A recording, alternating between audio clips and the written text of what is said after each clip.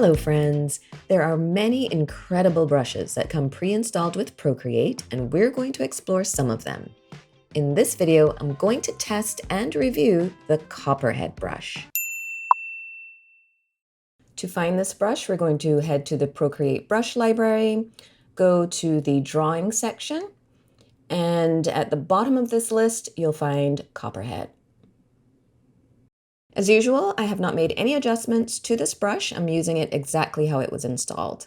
I'm going to do a quick scribble test in 3 different sizes, small, medium, and large. Now, one thing to keep in mind is that the size of the stroke will appear a little different depending on the size of your canvas. So my canvas is set to 3000 pixels square at 300 dpi. If you're using a smaller canvas, these strokes might appear larger. And if you're using a bigger canvas, these strokes might appear smaller. Now, when I zoom in, you can see that there's quite a bit of texture with this brush. And it's even easier to see here at the medium size. So each stroke looks like it's been drawn with several smaller strokes.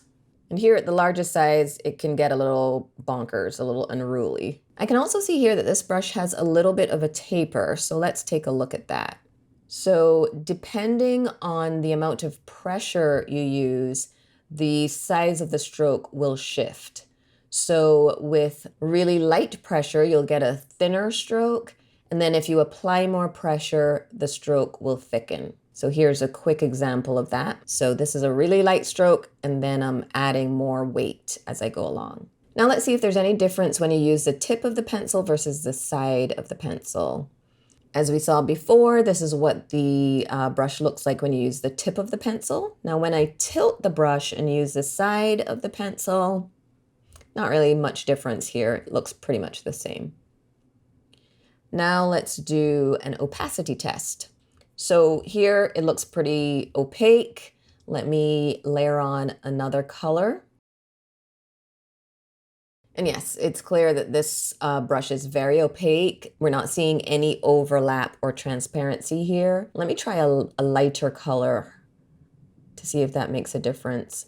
Nope, it's very opaque, so it will cover up pretty much any color. Now I'm curious to see how this brush will blend. So I'm switching to the smudge tool in the Copperhead brush. And let's see, I'm going to see if I can blend these 2 colors.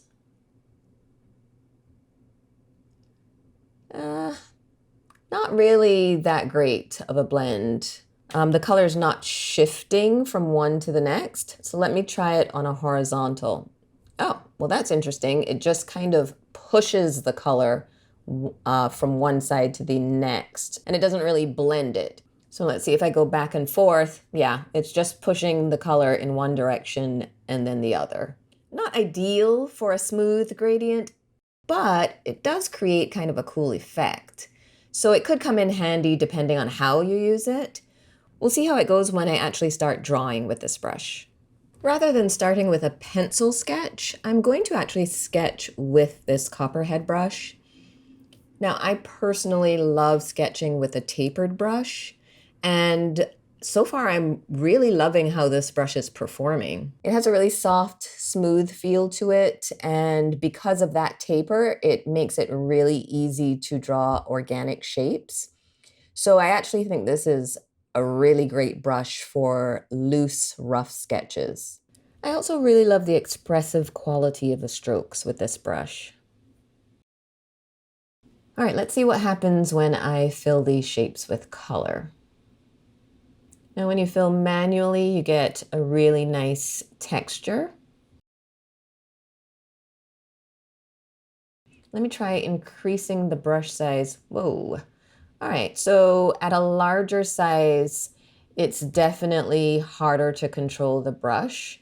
So I can already see that it's going to take some trial and error to get the sizing just right, depending on what it is that you're doing. And by the way, I am filling manually because I want to retain the texture in the brush. Because with a brush like this, say for example, you draw a circle, if you use the color drop feature, it will likely just bleed out beyond the border. Even if you adjust the threshold by dragging your pencil to the left, you can see that the fill is extremely solid compared to the really textured outline. And that looks a little odd. So I definitely prefer to fill manually with these more textured brushes. So as I'm drawing, I'm constantly adjusting the brush size back and forth as needed. And for this little area, I have to go much smaller. And I've just noticed that when you go really small with this brush, it gets super grainy, almost a little too grainy, especially compared to how it looks with the brush set to a larger size. So that's something to keep in mind as well. Okay, so now I'm going to layer on a darker color to create some shading. And here the brush is set to a smaller size. Let's try it a little larger.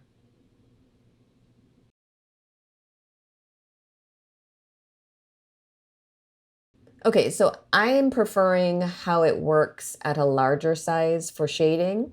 Now, when the brush is at a small size like this, it's easier to get into the details. But when it comes to shading, you kind of have to do a lot of work.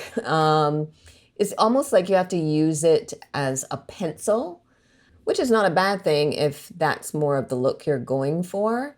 But at a larger size, it's more like using a dry paintbrush versus using a pencil. So I guess it just depends on your personal style or what look you're trying to achieve.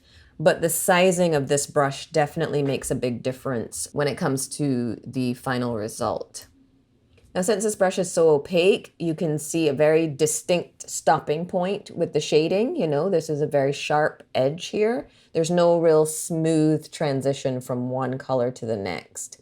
Now I'm going to try adding another color to see if I can create kind of a more subtle transition. So I've got the pencil size set pretty small. But to be honest, I don't love how that looks. It doesn't really help with that transition. So I'm going to go back to using it like a dry paintbrush and just add a couple strokes of this third color here and there.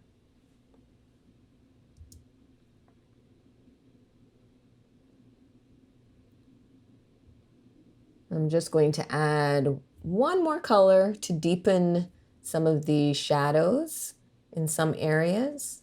And again, I'm going back to using the brush more like a pencil here. I like how this looks, but I do want to try smoothing things out a little bit. So I'm going to use the smudge tool in the Copperhead brush and see what that does. I've got the brush size set fairly large here. And remember when we did our test earlier, this brush doesn't blend like other brushes typically would. But it does smooth things out quite a bit. You know, we're not getting that sharp edge between colors, and we're still maintaining some texture. So if I push the color this way, more of this lighter color will take over. So you see there? And if I push it that way, more of the shadow color will take over. So once you figure out how the colors move and shift with the smudge tool, you can create some pretty cool effects with this brush. Okay, I like how that looks. Now I'm going to tackle the flowers. So first I'm just going to really loosely fill each flower with a base color. Now I'm going to choose a darker color to draw the petals and create a little bit more definition with these flowers.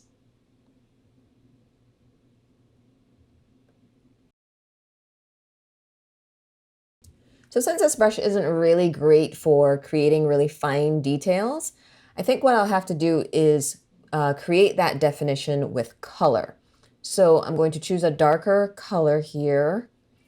I'm just going to try to create a little bit more definition on these petals using this darker color.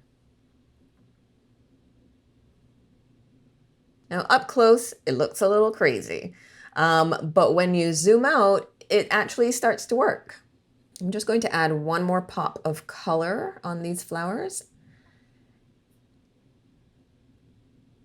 And that's looking pretty good. Now, I'd love to see what happens if I try to blend these, especially since it's such a small area.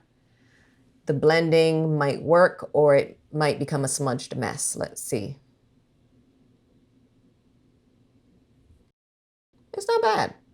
I mean, it's not a huge difference when you zoom out. But for this particular drawing, I think blending the color in the petals does help it feel more cohesive with the cactus, since we're already using that technique. So for the last detail, I'm going to add those little divots that you find on the cactus where the spines grow out of. So I've got my brush size set fairly small, and I'm using a lighter color. And I'm just going to create not really dots, but little strokes. But when I zoom out, they're hardly visible. So let me increase the brush size and see how that looks. Now that is more visible, but I'm curious to see if I can make it stand out more. So I've doubled that layer where I made these little dots, and it does seem more vibrant. So this is how it looks with that second layer off, and that's it with it on. So you see it just kind of makes it stand out a little bit more. So I'm going to go ahead and pinch those two layers together. And finally, I'm just going to add a little bit of color in the background. So on a new layer, I'm going to choose this light blue. And I'm going to set the brush size to the largest.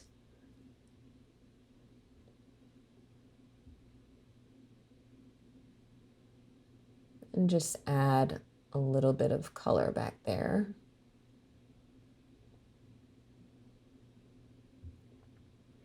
And that does give a little bit of texture in the background, especially on the edges. And there we have it. That's the Copperhead brush.